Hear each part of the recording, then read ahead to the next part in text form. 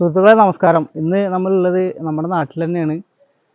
അപ്പോൾ അവിടെ ഈ ആനക്ക് കൊടുക്കുന്ന ആനപ്പട്ട ശേഖരിക്കാൻ വേണ്ടിയിട്ട് നമ്മുടെ കുറച്ച് സുഹൃത്തുക്കളൊക്കെ വന്നിട്ടുണ്ട്. അപ്പോൾ അവരോട് കുറച്ച് കാര്യങ്ങൾ ചോദിച്ചറിയാൻ വേണ്ടിയിട്ടാണ്. അപ്പോൾ നമുക്ക് അവരോട് തന്നെ ചോദിച്ചറിയാം. എന്താ വിശേഷങ്ങളൊക്കെ? സുഖല്ലേ? എന്താ പേര്? സുബ്രഹ്മണ്യൻ. എവിടെ സ്ഥലം? എവിടെയാണ്? ചെർപ്പളശ്ശേരിയിലെ. ഇതിപ്പോൾ എവിടേക്ക് കൊണ്ടുപോകുന്നത്? ഇതിൻ്റെ തൃശ്ശൂർക്കാണല്ലേ? നിങ്ങൾ എത്ര ആളുണ്ട്? ഇനിയിപ്പോ പനമ കേറുന്ന പരിപാടി ഉണ്ടോ? കേറൂലേ? അപ്പൊ ഇത് നമ്മള് ലോറിയിലൊക്കെ കൊണ്ടുപോകുമ്പോ ഒരു അടക്കിയിട്ട് കൊണ്ടുപോകും. അതിന്റെ ഒരു എങ്ങനെയാണ് അതിന്റെ ഒരു അട്ടിയിട്ട് കൊണ്ടുപോകും? അതെ, അത് ശരി.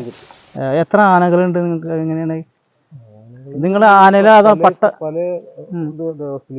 അതെ, അങ്ങോട്ട് കൊണ്ടുകൊടുക്കുന്നത് എവിടേക്കാണ് കൊണ്ടുകൊടുക്കുന്നത്? തൃശ്ശൂർ ദേവസ്വത്തിലേക്കാണോ അതോ പ്രൈവറ്റ്? അതെ, തൃശ്ശൂർക്ക് മാത്രമാണോ അതോ വേറെ ഉണ്ടോ കൊടുക്കുന്നതല്ലേ? അതെ. അപ്പൊ നമ്മൾ ഒരുപാട് സ്ഥലങ്ങൾ പോയിട്ട് ഈ അടുത്തൊന്നും കണ്ടിട്ടില്ല ഇവിടെ. അതെ ചോദിക്കുന്നത്. വരാറുണ്ടല്ലോ അല്ലേ? വരാറുണ്ടല്ലേ? അപ്പൊ നമുക്കിതൊന്ന് മുടയണ കണ്ടാലോ? അതെല്ലാരും സാധാരണ നമ്മൾ കൊണ്ടുപോകണ കണ്ടിട്ടല്ലേ ഉള്ളൂ. അപ്പൊ ഇത് മുടഞ്ഞിട്ട് കൊണ്ടുപോകണ ആ ഒരു ശൈലി അത് നമുക്ക് അറിയില്ല. വരാറുണ്ടല്ലേ?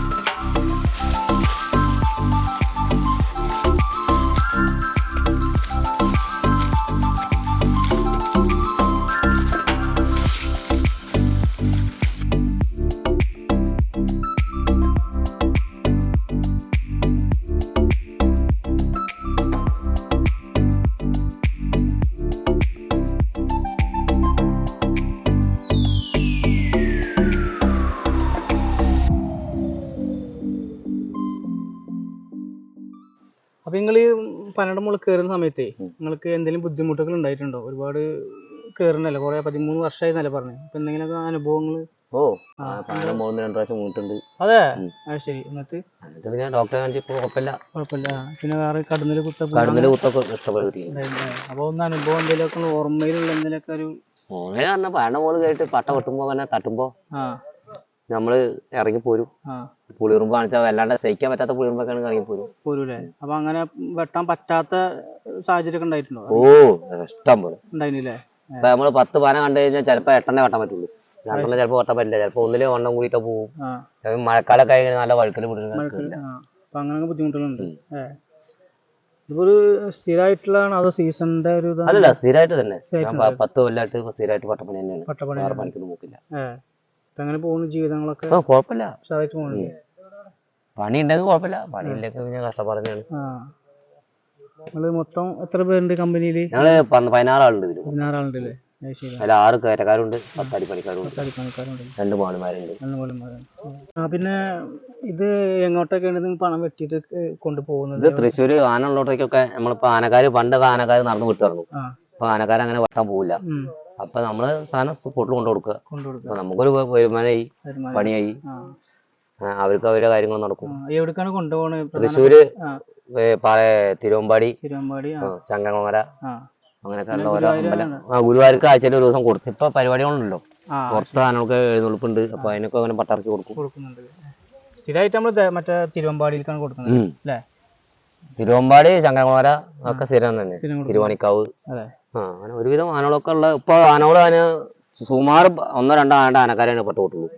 ബാക്കിയുള്ള ആനക്കാര് പട്ട കൊട്ടലില്ല. ഒക്കെ അങ്ങനെ കൊണ്ടു കൊടുക്കല്ലേ. അപ്പൊ നമുക്കൊരു പണി, അവർക്ക് അവരുടെ കാര്യം നടക്കും. അങ്ങനെയുള്ള ഇതില് ഇപ്പൊ നമ്മള് ഒരു 12 വെട്ടിക്കഴിഞ്ഞാലേ പിന്നെ അടുത്ത പ്രാവശ്യം ആ 12 വെട്ടണമെങ്കിൽ എത്ര കാലാവധി എടുക്കും ഏകദേശം? ഏകദേശം വെട്ടാന് പറഞ്ഞാൽ ചിലപ്പോ ഒരു പനമ്പ ഞങ്ങള് 2 കൊല്ലമൊക്കെ ആവും. ചിലപ്പോ ഒരു 10-12 പട്ടയൊക്കെ ആകുമ്പോഴേക്കും. പിന്നെ ഉള്ളത് പറഞ്ഞാൽ ചിലപ്പോ ചില പനകൾ കൊലച്ചിട്ടുണ്ടാവും. കൊലച്ച പനയുമ്പോ പിന്നെ പട്ട ഉണ്ടാവില്ല. അങ്ങനെയൊക്കെ ഇവിടെ നശിച്ചു പോകും. അങ്ങനെ പ്രശ്നമുണ്ടല്ലേ? പിന്നെ അതോടെ കഴിഞ്ഞു. വാഴ കുഴക്കണ മാതിരി നിറവില്ല കുഴക്കുക. പിന്നെ മുളക്ക് തുമ്പ് വരില്ല. അങ്ങനെ പോകും, നശിച്ചു പോകും. പിന്നെ ഇപ്പൊ നമ്മൾ ഈ പട്ട അന്വേഷിച്ച് നടക്കാനൊക്കെ ഒരു ബുദ്ധിമുട്ട് എങ്ങനെയാണ് നിങ്ങൾ പട്ട കണ്ടുപിടിക്കുക? എങ്ങനെയാണ് അത്? ഞങ്ങള് ഇതിന് ഒരാൾ പോയി ഇത് സെർച്ച് ചെയ്യും. വീട്ടുകൾ കൂടെ പോയിട്ട് ചിലപ്പോ ഒഴിഞ്ഞ വളപ്പായിരിക്കും, ചിലപ്പോ അതിന്റെ ആൾക്കാർ ഇവിടെ ഉണ്ടാവില്ല, വേറെ എവിടെയെങ്കിലും. അപ്പൊ അവിടുന്ന് അറിയുന്ന ആളുകളുണ്ട് ഈ വളപ്പ് ആരതാണ് ചോദിച്ചിട്ട് അപ്പൊ ഞങ്ങൾ അവിടെ പോയി ചോദിക്കും. അടുത്ത് ചിലപ്പോൾ നമ്പർ കിട്ടും. നമ്പർ കിട്ടിയത് വിളിച്ച് ചോദിക്കും നിങ്ങൾ ഈ പനമ്പട്ടം വെട്ടട്ടേന്ന്. അപ്പൊ അവര് എത്ര പട്ടക്ക് എന്താ വില എന്ന് ചോദിക്കും. ഞങ്ങള് ഏകദേശം വില പറയും. അപ്പൊ ചിലവര് പറയും വെട്ടിക്കോളിന്ന് പറയും. ഏകദേശം ആൾക്കാരൊക്കെ വെട്ടിക്കോളിന്ന് തന്നെ പറയല്. ഒഴിവാക്കാനുള്ളതിലാണ്. ചിലവര് പറയും ഇപ്പൊ വേറെ ആവശ്യത്തിനുണ്ട് എന്നൊക്കെ പറഞ്ഞ് നിർത്തും. അടുത്ത് പൂരം ഉണ്ടെങ്കിൽ ആ പൂരത്തിന് വേണമെന്നൊക്കെ പറഞ്ഞ് ചില പനയൊക്കെ നിർത്തലുണ്ട്. കണ്ടുപിടിക്കാൻ തന്നെ പിന്നെ ഏറ്റവും റിസ്ക്. അല്ലാതെ ഇപ്പൊ നമ്മള് ഒരു പന കണ്ടു വെച്ചിട്ട് ഇപ്പൊ ഇത് ചിലപ്പോ പനയായിരിക്കും, പക്ഷെ നമുക്ക് പോയി വെട്ടാൻ പറ്റില്ല. അതിന്റെ ഉടമസ്ഥരൊക്കെ വേറെ എവിടെയൊക്കെ ആയിരിക്കും. തെരഞ്ഞെടുപ്പിലാണ് ഏറ്റവും റിസ്ക്. അതിന്റെ പണിക്ക് റിസ്ക് ഉണ്ട്.